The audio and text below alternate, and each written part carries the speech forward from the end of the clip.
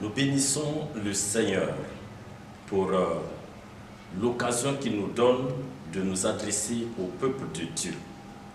Et en ce temps précis, nous voulons aborder la question du Saint-Esprit de Dieu et en particulier son rôle dans la vie du chrétien. Frères et sœurs en Christ, en ces moments difficiles, nous croyons que toute personne cherche un secours, cherche véritablement à ce que la puissance de Dieu l'envahisse et lui donne la capacité de pouvoir mener une vie de victoire. Nous avons pour thème donc le rôle du Saint-Esprit dans la vie du chrétien. Et notre lecture biblique se trouve dans l'épître de Paul aux Romains, le chapitre 8, le verset 26 et le verset 27. Romains, le chapitre 8, les versets 26 et 27.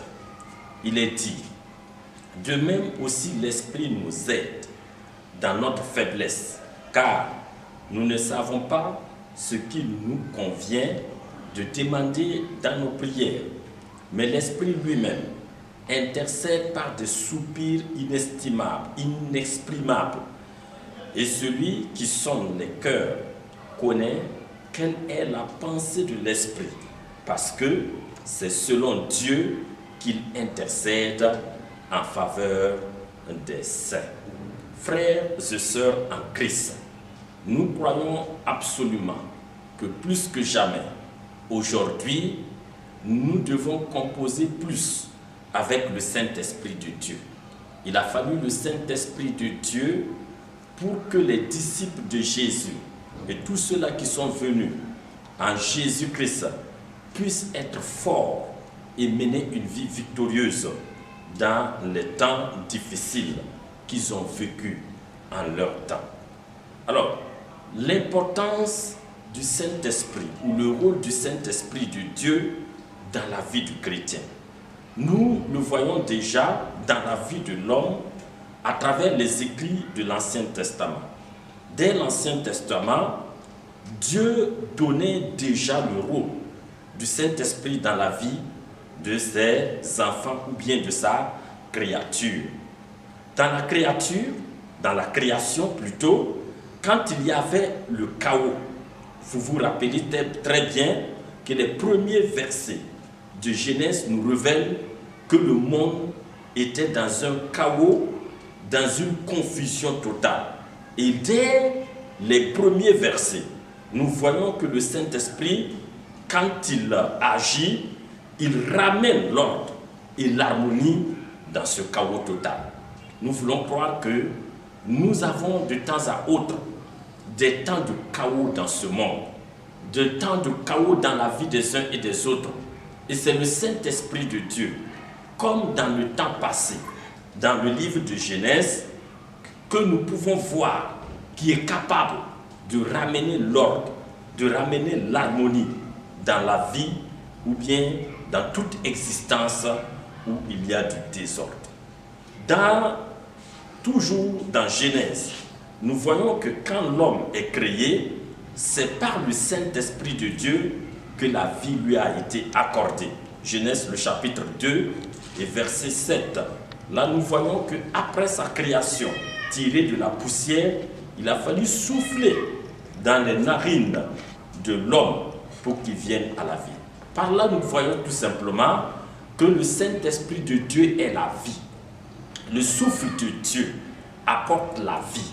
Là où il y a la mort, là où il y a le manque d'épanouissement, là où il y a la tristesse, là où il y a la désolation, dès Genèse, nous voyons que c'est par le Saint-Esprit de Dieu que la vie vient à l'intérieur de l'homme. C'est dire tout simplement que le Saint-Esprit de Dieu est au centre d'une vie à succès, d'une vie de bénédiction dans la vie de quiconque le recherche véritablement. Quand nous considérons le livre de Joël et de Ésaïe et du prophète Ésaïe, nous voyons ce que l'Ancien Testament, à travers les prophètes, nous donne comme révélation très importante concernant le Saint-Esprit de Dieu. Joël, le chapitre 2, verset 28. Là, nous voyons qu'il est dit, après cela, je répandrai mon esprit sur toute chair. Vos fils et vos filles prophétiseront, vos vieillards auront des songes et vos jeunes gens des visions. Le prophète Joël nous donne 3 éléments importants. D'abord, prophétiser. Nous voyons que le Saint-Esprit, quand il vient, il nous donne la capacité de prophétiser. Qu'est-ce que ça veut dire? Ça veut dire tout simplement, il nous donne la capacité d'avoir une connaissance et d'être capable de communiquer avec Dieu, d'entendre Dieu et de lui parler, de recevoir des révélations profondes de la part de Dieu. C'est ce que je veux croire à travers ce mot prophétiser, la révélation, la communication avec Dieu. Et tous ceux-là même qui sont connectés avec Dieu ne sont pas étonnés de tout ce qui se passe autour de nous. Deuxième élément mentionné par le prophète Joël, c'est les songes. Et je crois absolument qu'à partir de ce mot, nous pouvons ressortir la sagesse. Dieu nous donne la sagesse pour que nous puissions nous comporter d'une manière ou d'une autre, quelles que soient les situations qui se présentent à nous, pour que nous puissions être toujours agréables à lui. Parce que l'objectif final, c'est de rester agréable, c'est de marcher dans la volonté de Dieu et de vivre éternellement avec lui. Donc, Joël nous dit que le Saint-Esprit de Dieu nous équipe de sagesse, la vision. Et dans la vision, nous pouvons comprendre qu'il s'agit de la puissance, de la vie en action, de la connaissance ou de l'entrepreneuriat. C'est-à-dire que nous pouvons toujours marcher pour atteindre le but pour lequel nous avons été appelés à l'existence. Le Saint-Esprit de Dieu nous donne de marcher dans la vision de Dieu pour notre vie. Et c'est ce qui est très important dans la vie de tout homme qui veut vivre utilement dans ce monde. Donc, à travers Joël, nous voyons déjà le rôle ou le travail que le Saint-Esprit de Dieu accomplit dans la vie de chacun de nous. Quand nous considérons le prophète Ésaïe, toujours dans l'Ancien Testament, pour essayer de dégager le rôle du Saint-Esprit de Dieu. Et cela simplement pour nous inciter à aimer le Saint-Esprit de Dieu, à nous laisser remplir du Saint-Esprit de Dieu pour que par lui, nous vivions une vie de victoire, une vie de succès. Ésaïe va nous donner 2 éléments très importants. Il va nous parler d'abord de ce que l'homme est avec le Saint-Esprit de Dieu. C'est ce que nous voyons dans Ésaïe le chapitre 11, versets 1 à 5. Si vous avez vos Bibles, regardez avec moi. Ésaïe le chapitre 11, versets 1 à 5.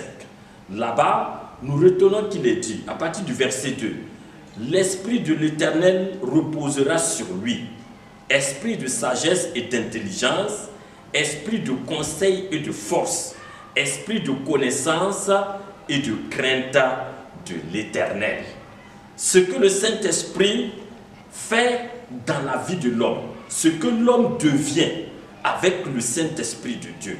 Ésaïe dit que, là bien sûr, on parle du Messie, du Sauveur, mais ces textes bibliques se rapportent aussi à toute personne qui devient par Jésus-Christ enfant de Dieu. Et il dit que le Saint-Esprit de Dieu nous donne la sagesse. Il rejoint donc Joël dans le chapitre 2 que nous avons vu précédemment. Et il dit que le Saint-Esprit de Dieu nous donne de l'intelligence, nous donne un esprit de conseil et de force, de connaissance et de crainte de l'Éternel. Voilà ce que l'homme devient quand le Saint-Esprit de Dieu gouverne sa vie. Et cela est très important parce qu'il faut cette présence-là pour mener une vie agréable, une vie de sagesse, une vie intelligente, une vie qui marche selon le conseil et une vie qui est animée de la force de Dieu pour une vie de succès, une vie de victoire. La connaissance et la crainte. Connaître Dieu davantage, c'est ce qui est très important. Souvent, nous avons du mal à connaître Dieu dans les épreuves, dans les temps difficiles, dans les temps où véritablement ce n'est pas du manger et la fête en quelque sorte. Nous avons du mal à connaître Dieu. Alors que c'est dans ces temps difficiles-là que nous pouvons connaître davantage Dieu et le craindre, afin de pouvoir mener une vie agréable à lui. Deuxième chose que nous voyons dans le livre de Ésaïe, c'est que par le Saint-Esprit de Dieu, ce que l'homme peut faire.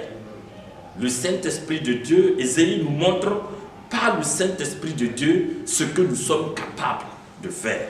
Cela se trouve dans le chapitre 61 de Ésaïe, versets 1 à 3. Là-bas, nous voyons qu'il dit « L'Esprit du Seigneur, l'Éternel est sur moi, car l'Éternel m'a oint pour porter de bonnes nouvelles aux malheureux. Il m'a envoyé pour guérir ceux qui ont le cœur brisé, pour proclamer aux captifs la liberté et aux prisonniers la délivrance, pour publier une année de grâce de l'Éternel et un jour de vengeance de notre Dieu, pour consoler tous les affligés, pour accorder aux affligés de Sion, pour leur donner un diadème au lieu de la cendre, une huile de joie au lieu du deuil, un vêtement de louange au lieu d'un esprit abattu, afin qu'on les appelle les térébintes de la justice, une plantation de l'Éternel pour servir à sa gloire.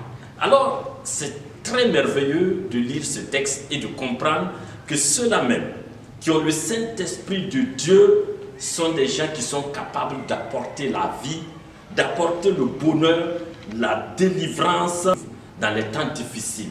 Et ce texte, il est approprié pour notre contexte actuel.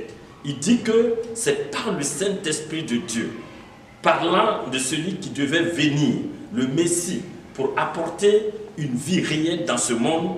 Et on dit que par le Saint-Esprit de Dieu, nous apportons de bonnes nouvelles. Aujourd'hui, vous comprenez que nous sommes dans un contexte où c'est de mauvaises nouvelles, des nouvelles de malheur.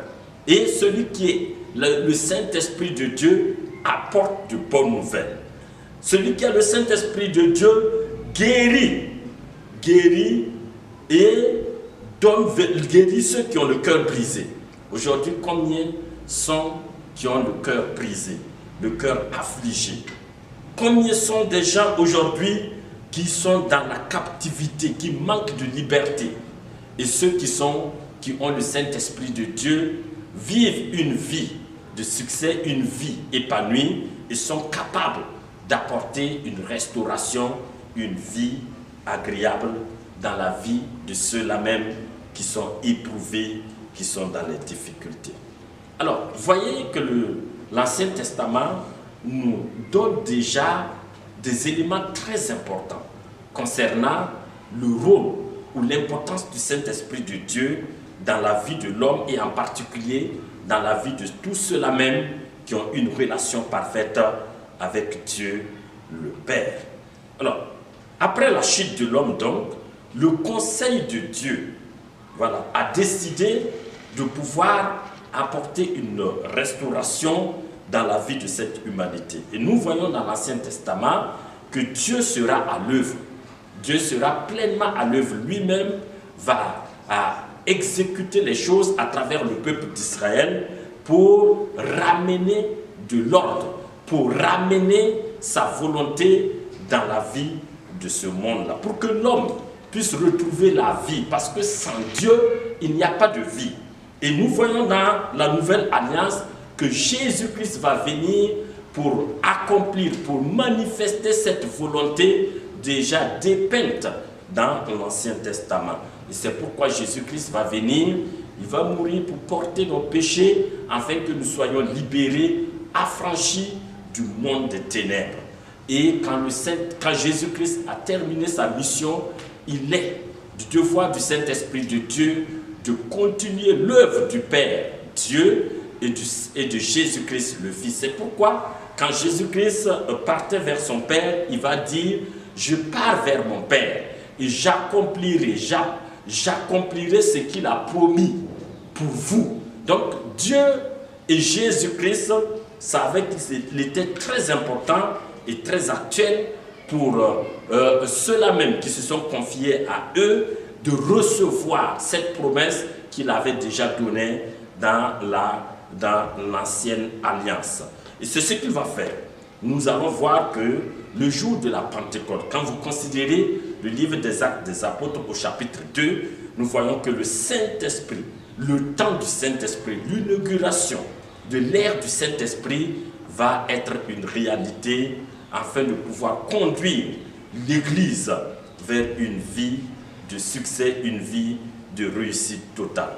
Et quand nous considérons réellement ce que le Saint-Esprit va accomplir maintenant dans la vie du chrétien, c'est le thème que nous abordons. Donc, dans la vie de ceux-là même qui connaissent Dieu et qui ont reçu cet esprit-là, nous allons voir qu'il y a deux rôles majeurs que le Saint-Esprit va accomplir dans la vie du chrétien. Premièrement, quand vous considérez Jean le chapitre 14, verset 16, là-bas, il est appelé le consolateur.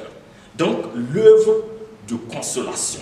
Et c'est très important de le savoir parce que le Saint-Esprit, Dieu et le Fils Jésus-Christ savaient que nous avons entamé des moments de trouble, des moments de souffrance, des moments d'épreuve, des moments de difficulté où les peines seront encore plus nombreuses que les temps de joie. Il faut un consolateur, un édificateur. Il faut absolument que cette présence vienne et nous donne de surpasser les peines, de surpasser les difficultés, de surpasser ces moments de désolation afin de pouvoir toujours tenir une vie agréable. Alors, frères et sœurs, déjà à partir de ce verset, Jean chapitre 14, verset 16, nous voyons qu'il faut absolument cette présence, le Saint-Esprit de Dieu, pour marcher dans une vie de consolation, une vie d'édification, une vie de fortification, une vie qui réussit malgré tout, une vie qui apporte, qui manifeste la joie, qui manifeste la paix malgré les difficultés. Voilà ce que le Saint-Esprit de Dieu va accomplir. Dans Acte 1:8, nous voyons le deuxième rôle que le Saint-Esprit va accomplir dans la vie de tous ceux-là qui l'ont. C'est le fait de les équiper d'une puissance. Il va dire dans Acte 1:8, « Mais vous recevrez une puissance, le Saint-Esprit survenant sur vous, et vous serez mes témoins à Jérusalem, dans toute la Judée, dans la Samarie et jusqu'aux extrémités de la terre. » Le Saint-Esprit vient nous rendre forts. Le Saint-Esprit vient nous donner d'avoir la capacité de vivre selon la volonté de Dieu. Et cette force, ce n'est pas faire des choses extraordinaires comme le monde le voit, comme le monde le connaît. Même si, à partir de cet esprit-là, nous sommes capables de développer des capacités au-delà de la capacité humaine. D'abord, le Saint-Esprit de Dieu va venir nous donner la force, la puissance de renoncer la vie du péché, la vie de compromission avec le mal pour vivre à l'image et à la ressemblance de Dieu. Il faut cette puissance du Saint-Esprit pour pouvoir y arriver. Le Saint-Esprit de Dieu viendra nous équiper d'une puissance pour que nous puissions tenir, même dans l'épreuve, même dans les moments de manque, même dans les moments de difficulté. C'est le Saint-Esprit qui vient combler notre faiblesse. C'est pourquoi le texte que nous avons lu nous dit que le Saint-Esprit vient et nous donne d'être forts, nous aide dans notre faiblesse. Le Saint-Esprit vient et nous permet d'avoir une relation forte avec Dieu parce qu'il y a des moments où c'est difficile d'avoir une expression, un langage avec Dieu notre Père comme il se doit. et le Saint-Esprit vient toujours maintenir cette relation que nous avons avec Dieu le Père. Frères et sœurs, nous voulons simplement dire, à partir de ce que nous avons vu, que le rôle du Saint-Esprit, les deux éléments essentiels que nous devons considérer est que le Saint-Esprit est le consolateur. Et il est très indiqué pour nous, il est très, j'allais dire, il nous est recommandé d'aimer la présence du Saint-Esprit aujourd'hui, plus que jamais. Il est très opportun pour nous d'aimer la présence du Saint-Esprit de Dieu pour vivre dans un monde difficile, dans un monde où les signes de la fin des temps commencent à se manifester abondamment.